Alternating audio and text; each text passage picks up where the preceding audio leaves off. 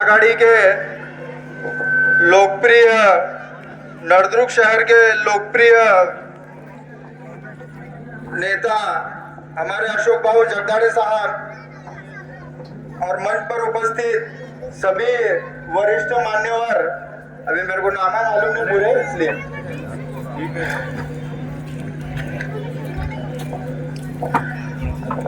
मेरे भाइयों, मोहम्मद रफी साहब ने एक गाना उन्होंने बोला था और कुछ पंक्तियां मैं आपको उसके अंदर की बोलना चाहता हूं। हम लाए हैं तूफान से कश्ती निकाल कर, इस देश को रखना मेरे बच्चों संभाल कर। तो आज आजादी मिलने ही काफी नहीं रहती और आजादी को सुरक्षित रखने के लिए देशवासियों का कर्तव्य होता है।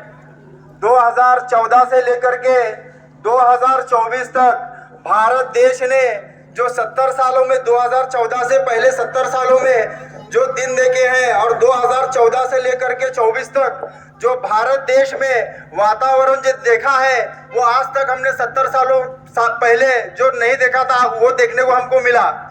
हमको क्या देखने को मिला? मणिपुर देख सकते हैं आप फॉर एग्जाम्पल के वास्ते।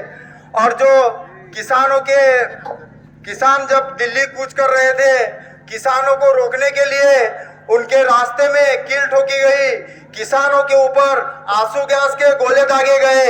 ये केंद्र सरकार ना किसानों की है, ना गरीबों की है, ना मिडिल क्लास लोगों की है। ये केंद्र सरकार, ये देश को सिर्फ 4 लोग चला रहे हैं। मेरे भाइयों, मैं आपको बताता हूं, महाराष्ट्र में जब महाविकास आघाड़ी की सरकार बनी, माननीय उद्धव जी ठाकरे ने इतना अच्छा और जबरदस्त तरीके से सरकार चलाना शुरू किया तो अपोजिशन वालों को ऐसा लग रहा था कि अब उनके दुकानें बंद होने वाले हैं। इसीलिए उन लोगों ने हुकुमशाही के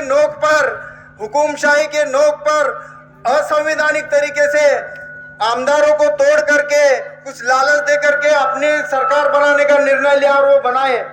लेकिन मैं आपको बताता हूं मेरे भाइयों, वहां पर हमारे लोकप्रिय खासदार और कैलाश दादा पाटिल ने 50 खोखों को लात मार करके उद्धव जी साहब का साथ नहीं छोड़ा।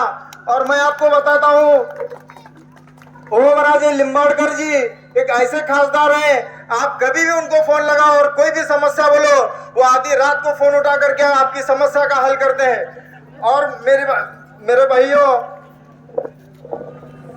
ये चुनाव जो महाविकास आघाड़ी के उम्मीदवार ओमराजे जी निंबाड़कर जी हैं, ये चुनाव आज देश की परिस्थिति ऐसी है, ये चुनाव किसी को जिताने का चुनाव नहीं है, ये किसी को हराने का चुनाव नहीं है, ये चुनाव लोकतंत्र बचाने का चुनाव है, ये चुनाव है डेमोक्रेसी बचाने का, ये चुनाव है डॉक्टर बाबा साहेब भीमराव अंबेडकर जी के संविधान को बचाने का चुनाव है।